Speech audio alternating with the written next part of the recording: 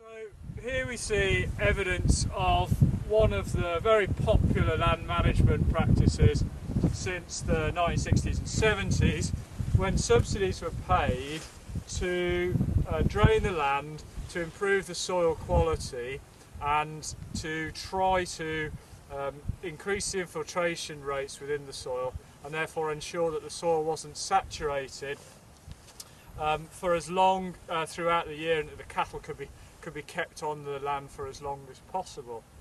Typically what was done in these sort of environments where we see topographic convergence of the landscape, and therefore ephemeral channels, ephemeral streams would spring up on a regular basis when the rainfall occurs and when the soil's saturated.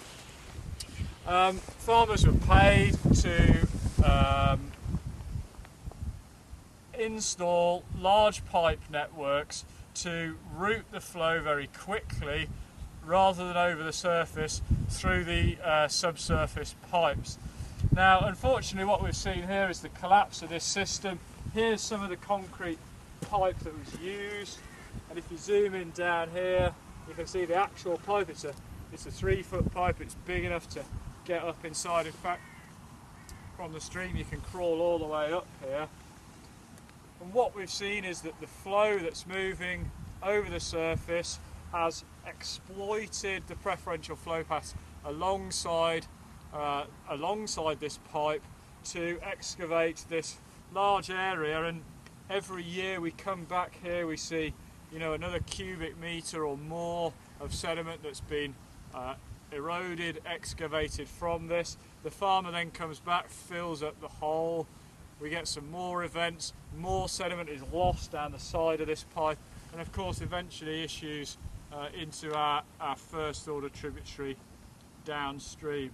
So the question here in terms of sustainability of the soil, the land and the links to issues of water quality is really one of whether we should be encouraging more drainage like this so that we continue to improve the soil quality, the drainage, the infiltration capacity within the soil, or whether we maybe at the other end remove drainage like this to slow the flow or rather ensure that the flow just moves through the soil matrix.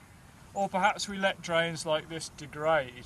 We naturally let them degrade, we don't maintain them, and so through time we perhaps see less activity like this and less direct contributions to the water quality. However, the problem is complex. If we remove such drainage, of course, we're going to see more surface runoff. If we get more surface runoff, that might lead to a lack of sustainability in terms of manures and slurries running straight off the fields into our channels, or of course we might get more erosion. We might get the formation of more gullies, more rills in the landscape, which of course are going to ensure that large sediment yields get into our channels.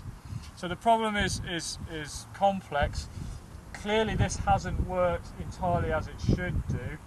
Even if it had worked entirely as it should do, however, we would expect there to be problems associated with the water quality downstream.